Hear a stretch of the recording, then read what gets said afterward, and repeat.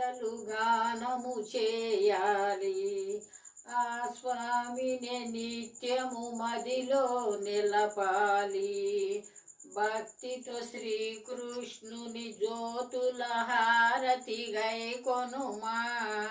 కృష్ణుని నోట పలికిన పలుకులు భగవద్గీత మకరంధ్రం. గీతా సారము గ్రోలిన మనము ఆనందమునే పొందాలి. జ్ఞానము తెలిపే వేదములన్నీ ముక్తికి త్రోవని చదవాలి. మనసున మరువక ఎప్పుడు మాధవ సేవ చేయాలి. భక్తితో శ్రీకృష్ణుని జ్యోతుల హారతి చెయ్యాలి.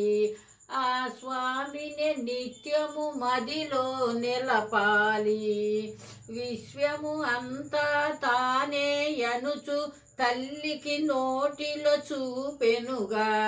ధర్మము రక్షణ చేయుట కొరకు అవతారములే దాల్చెనుగా.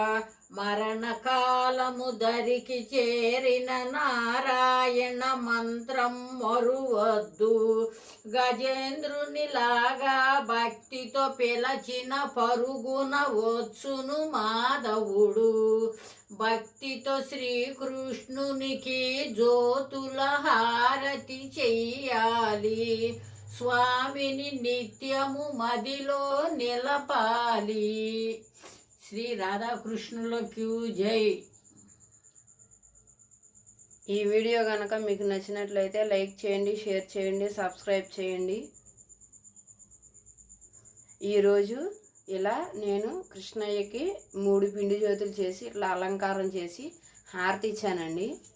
నచ్చితే లైక్ చేయండి, షేర్ చేయండి, సబ్స్క్రైబ్ చేయండి. బాయ్ అండి.